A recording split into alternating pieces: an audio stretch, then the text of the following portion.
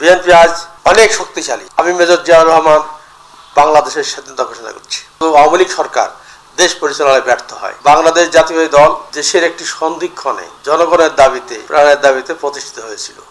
যে দলটি প্রতিষ্ঠা করেছিলেন আমাদের দলের চেয়ারম্যান শহীদ রাষ্ট্রপতি জিয়া রহমান। আমাদের সেনাবাহিনী, আমাদের পুলিশ, আমাদের বিডিআর তারাও বিভ্রান্তির মধ্যে ছিল যে তারা কি করবে। ঠিক এমনি মুহূর্তে ওই চট্টগ্রামের কালুরঘাট থেকে তৎকালীন মেজর জিয়াউর রহমান বাংলাদেশের স্বাধীনতা ঘোষণা করেন এবং কখনো বাংলায় কখনো ইংরেজিতে উনি বলেন, I major Ziaur Rahman hereby declare the independence of Bangladesh. অর্থাৎ যারা বাংলা অর্থ দাঁড়ায়, বান্ডেল থাকলে প্রতি সেনমানিতে টাকা বাঁচবে। বিকাশ সেনমানি বান্ডেল কিনে জিতুন প্রতি লেনদেনে। আমি মেজর জিয়াউর রহমান বাংলাদেশের স্বাধীনতা ঘোষণা করছি এবং বিশ্বের গণতান্ত্রিক দেশগুলিকে বাংলাদেশের জনগণের পক্ষে ভূমিকা রাখার জন্য সহযোগিতা করার জন্য আহ্বান জানাচ্ছি।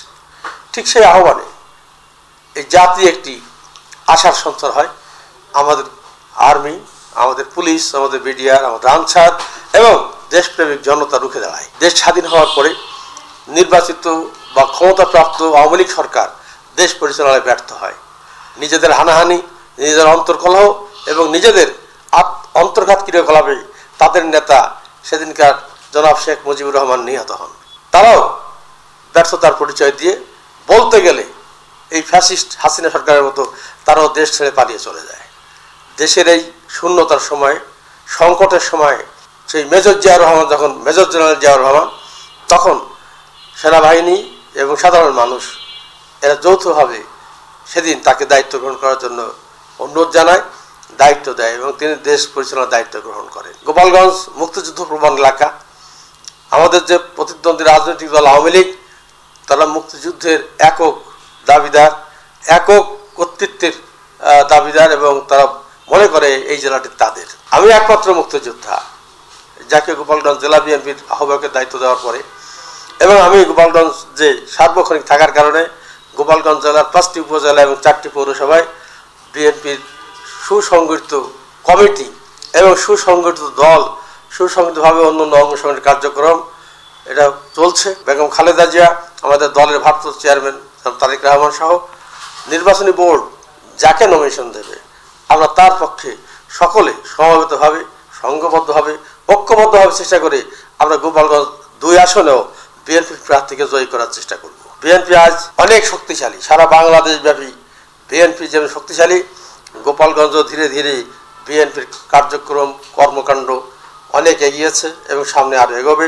আমরা গোপালগঞ্জের 67টি ইউনিয়ন এবং সমস্ত পৌরসভার ওয়ার্ডগুলিতে আজকে বিএনপির কর্মকাণ্ড, বিএনপির অঙ্গসংগঠনের কর্মকাণ্ড আজকে ব্যাপকভাবে প্রসারিত। আমাদের নেতাকর্মীরা উজ্জীবিত।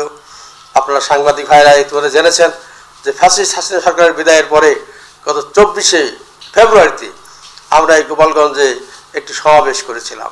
সেই সমাবেশে যেভাবে মানুষের ঢল নেমেছিল, আমরা সংগঠনের পক্ষ থেকে আমরা নেতারা এতটা আশা। পরবর্তীতে আমরা পর্যালোচনায় পেয়েছি যে এতদিন মানুষ তার স্বাধীন মত ব্যক্ত করতে পারেনি, মন খুলে কথা বলতে পারেনি, তার ইচ্ছা পছন্দের কথা ব্যক্ত করতে পারেনি। যেহেতু ফ্যাসিস্ট বিদায় হয়েছে, তাই মানুষ মুক্ত স্বাধীন মন নিয়ে যেদিন আমাদের সমাবেশে ব্যাপকভাবে হাজির হয়েছে তাদের মনের কথা বলবার জন্যে, তাদের অবস্থান জানার জন্য।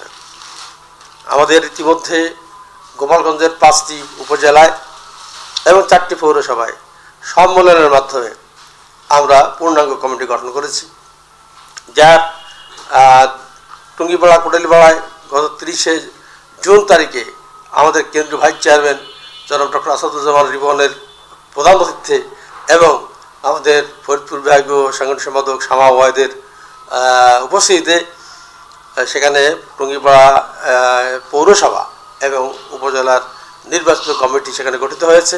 এবং এই জুন মাসের 1 তারিখে ওই টুঙ্গিপাড়ার কোটালীপাড়ার নির্বাচন এলাকার আর একটি গুরুত্বপূর্ণ উপজেলা কোটালীপাড়া উপজেলা, সেখানে সম্মেলন অনুষ্ঠিত হয়েছে। সেখানেও ডক্টর আসাদুজ্জামান রিপন সাহেব প্রধান ছিলেন, শামা ওয়াহিদ সাংগঠনিক সম্পাদক উনি বিশেষ অতিথি ছিলেন, অন্যান্য কেন্দ্রীয় নেতৃবৃন্দ ছিলেন।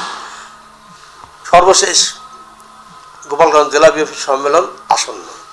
কেন্দ্রের থেকে আমাদের যে কোনো সময় আমাদের সম্মেলনের তারিখ দিলে আমরা সেই সম্মেলন অত্যন্ত সুন্দরভাবে অত্যন্ত নিয়মতান্ত্রিকভাবে সমস্ত কাউন্সিলর এবং ডেলিগেটদের নিয়ে, আমাদের সমস্ত নেতাকর্মী সমর্থকদের নিয়ে আমরা অন্তত প্রাণবন্তভাবে একটি বর্ণাঢ্যভাবে আনন্দঘন পরিবেশে আমরা সেই সম্মেলন সফল করব।